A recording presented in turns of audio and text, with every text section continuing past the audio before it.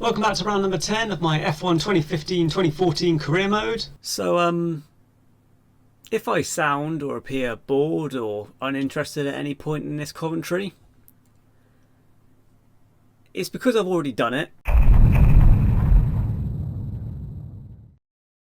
Hello and welcome to round 10 of my F1 2015-2014 career mode. We're at Germany, Hockenheim. I like this track. Something about what happened in Silverstone last race. It went well.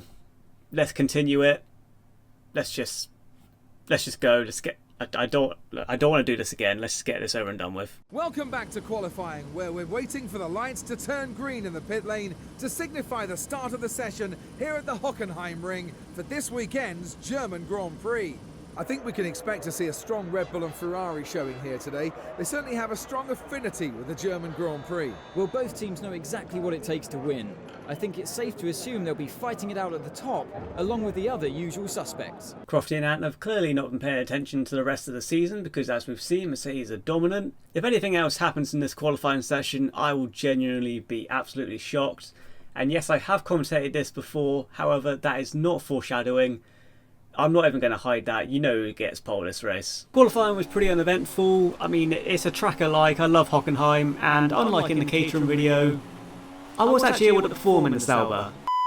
Right, I need you to see something real quick. Hang on, I'm just gonna take you, and I just need you to see this because I'm gonna lose my fucking mind.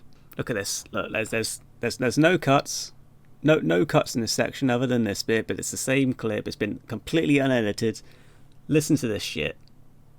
Qualifying was pretty uneventful. I mean, it's a track I like. I love Hockenheim, and unlike in the Caterham video, it just starts echoing for no reason. Absolutely no reason. The weird part though is it echoes here. How that happened, but I was pretty happy with it. I'm going to get through. And then literally the same clip, no cuts at all. If I go here, but the important question to get from it just stops echoing. Well, if there are more echoes in this video, sorry, but I'm not recording it again. Currently sitting P9 in Q1, we go up to P2. I don't really know how that happened, but I was pretty happy with it. I'm going to get through to Q2 pretty easily. But the important question to get from Q1 is, where has Sutil qualified?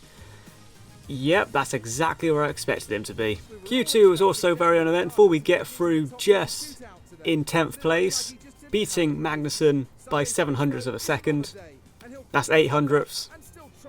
Fuck. And likewise, Q3 was pretty average. Given our form, it's what you'd expect from me. We're not going to be in P10.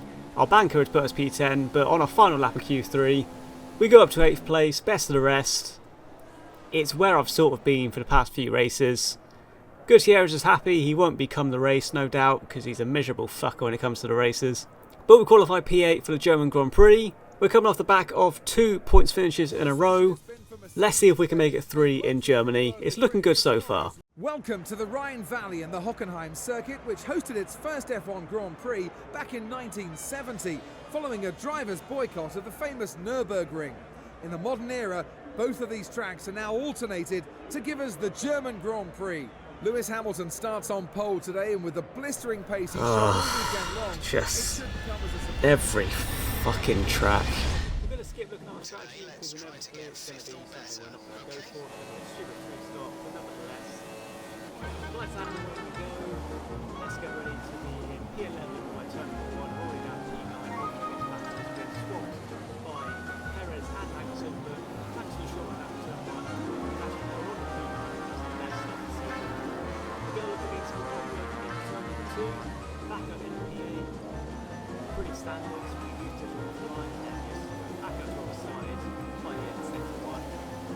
Do I feel optimistic about staying with the likes of Raikkonen and the cars ahead? God no, our focus is very much on the Force Indias. Lap number 4, and to the shock of no one, I'm gradually losing distance to the cars ahead. I just didn't have the pace, especially the straight line speed, as you'll see down this straight. Hulkenberg is right behind me in that Mercedes powered Force India that I've come to love. And there goes the Mercedes powered Force India that I've come to hate now. I was actually quicker throughout the entirety of the track compared to at least the Force Indias. Then the second we got to that straight with DRS, I was just suffering. There was absolutely nothing I could do. You can see on lap number 6 now I'm pushing Hulkenberg through sector 1, but come the straight, he just drives away. I'm going to have DRS and slipstream, but it's not going to do anything, and I'm actually going to be under pressure from Magnussen heading down towards the hairpin. There's very little I can do in this car. This car is absolutely shocking in a straight line. This car in a straight line, the Ferrari engine against Mercedes power, it was just painful.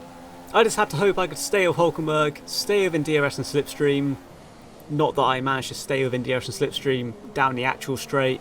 So what does Hulkenberg do at the end of lap number 6? Well, he's going to come into the pit, he's going to go incredibly slowly through the penultimate corner. And now we've lost DRS, we've lost slipstream, and Magnussen has not pit. This straight's going to be fun. We're going to be P6 coming onto the straight thanks to Raikkonen boxing. We've got a half a second lead to Magnussen at the start of the straight. And yeah, there's not a lot I can do. We're going to have to attack him around the outside of the hairpin, and thanks to the shocking AI being just unbelievably consistently shit through corners, we managed to hold on to the position. Down the straight I had no chance. In the corners I was going to take full advantage of the shocking AI. We're going to continue to extend this soft tyre stint at the start of the race.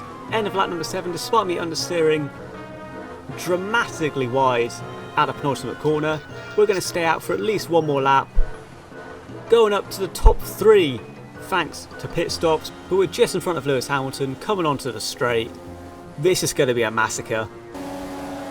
The car behind us just fitted the option tyre to the car.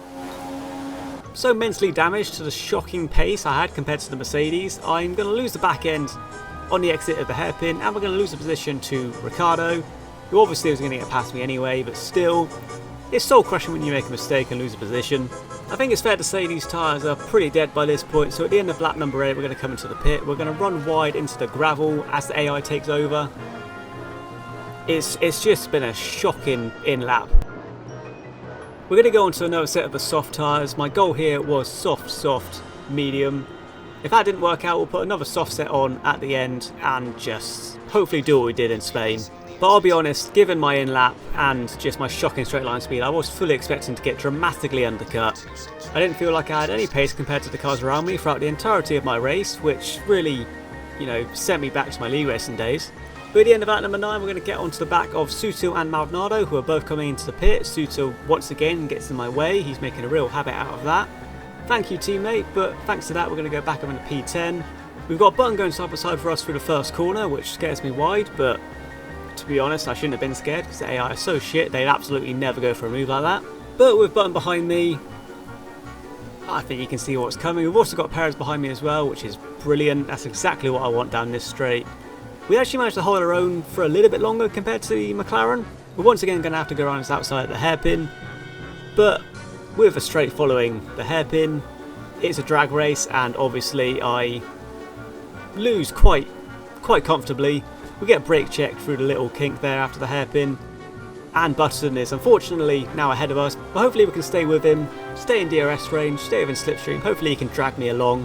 Not that it's really going to make much difference compared to Perez, he's probably still going to challenge me into the hairpin, but it's doing something. I do feel like the McLaren is definitely slower than the Force India, and for some reason I'm making a stupid dive into the hairpin. Why? That's pointless, he's just going to get me down the straight again. One lap later, and who would have guessed, Button is he's coming at me down the straight.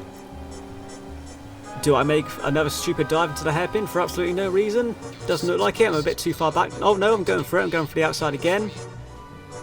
I'm just losing time, what am I doing? Button gets out of the hairpin ahead of me, and he's just going to drive away. Hopefully I can just stay behind him this time and drive smart. Luckily my tyres fell off, so I wasn't able to make any stupid moves on Button by lap number 16. We will be coming into the pit at the end of this lap, and with the apparent intention of going on the mediums to the end, I'm not sure that's going to work out, I'll be honest. It looks like Button's going to pit with me, but he is so unbelievably slow into the pits, I decided I'm just going to overtake him. We somehow get a collision with Button, but I thought that was perfectly clean in my eyes. It's definitely going to be an incredible drive if I manage to take these mediums to the end.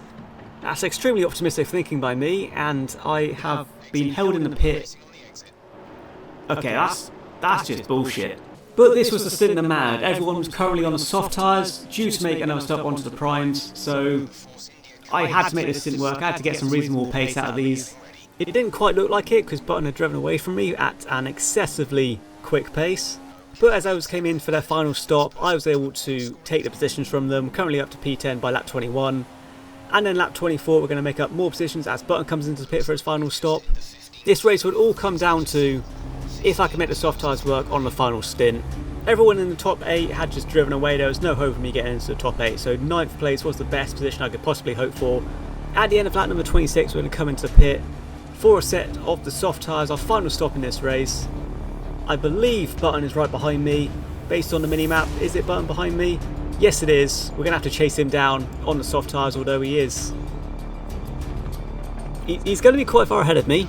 And this car's really not working that well with this track, given the straight line speed it's got. But we are going to come out in P10.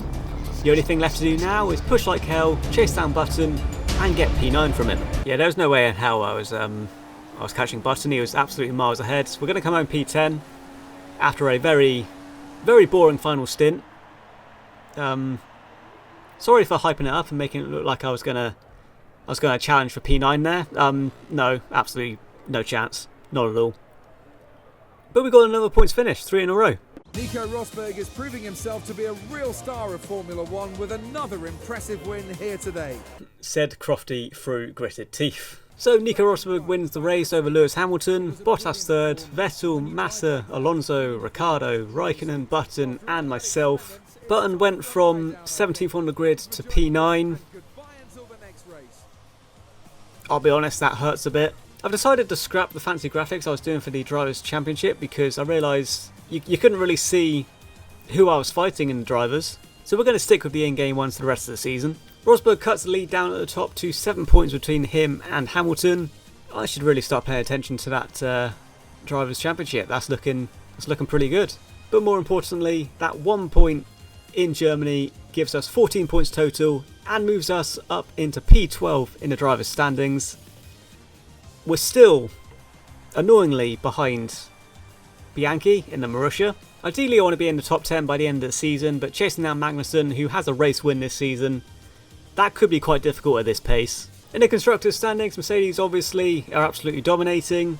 Sauber currently sit in P8 on 15 points. Again, losing to Marussia.